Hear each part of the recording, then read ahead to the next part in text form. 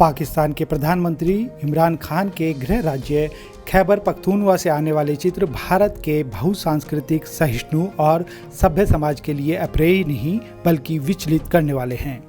वहां मर्दन जिले में मकान के लिए एक प्लॉट में खुदाई चल रही थी कि तभी 1700 वर्ष पुरानी गौतम बुद्ध की एक मानवाकार मूर्ति मिली। जैसे ही स्थानीय मौलवी को इसका पता चला, वह वहां पहुंचा और उसने वहां काम कर रहे मजदूरों से उसे तुड़वा दिया। यहाँ महत्वपूर्ण तथ्य यह है कि मौलवी और वह व्यक्ति जिसके घर में निर्माण कार्य हो रहा था, उन्होंने किसी राजनीतिक उद्देश्य से ऐसा नहीं किया, बल्कि यह कृत्य इस्लाम की संकीर्ण सोच को दिखलाता है, जहाँ अन्य धार्मिक आस्थाओं के लिए कोई स्थान नहीं है।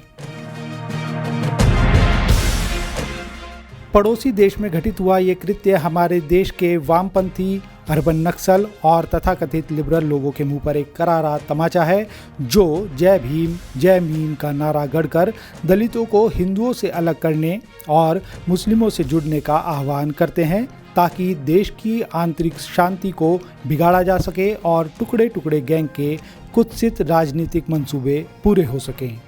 आज वामपंथी, अर्बन नक्सल, ईसाई मिशनरी और मुस्लिम संगठनों का नेक्सस पैसे का लालच देकर तथाकथित बौद्ध भंते तैयार कर रहा है, जो दलित बस्तियों में जाकर हिंदू देवी देवताओं के खिलाफ भोले भाले लोगों को भड़काते हैं। इनके मन में कितना जहर भरा है, यह जानकर किसी भी भारतीय का दिमाग सुन्न हो जाएगा।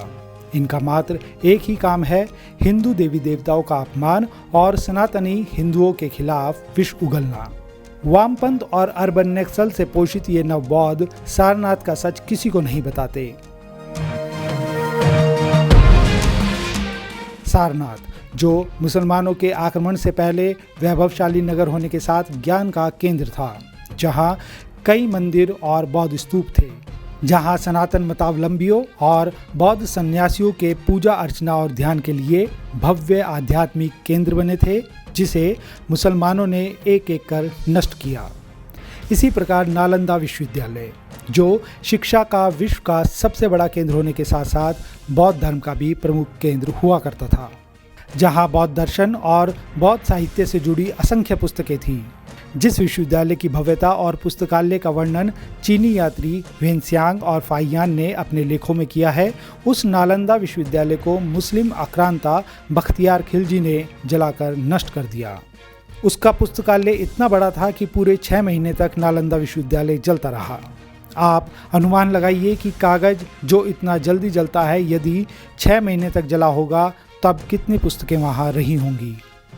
लेकिन आजकल के नवबौद्ध भंते दलितों की बस्ती में बौद्ध कथा के नाम पर सिर्फ जातिगत विद्वेष घोलते हैं। हिंदू देवी देवताओं के विरुद्ध अनर्गल बोलेंगे, लेकिन यह लोगों को कभी नहीं बताएंगे कि भारत की बौद्ध संस्कृति और गौरव, जो अफगानिस्तान से लेकर ईरान और अरब के देशों तक फैल चुका था, उसे किसने नष्ट किया। आपको याद होगा किस प्रकार 90 के दशक में कट्टर इस्लामिक सोच ने अफगानिस्तान में गौतम बुद्ध की विशाल प्रतिमाओं को तोप से उड़ा दिया था।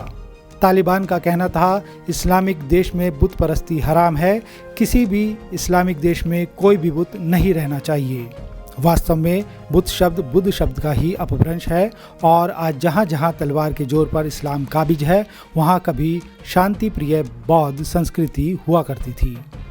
हमें समझना होगा कि कट्टर सोच के जो लोग बुद्ध के बुत को सहन नहीं कर सकते, वो भीम अर्थात बाबा साहेब भीमराव अंबेडकर को कैसे सहन करेंगे।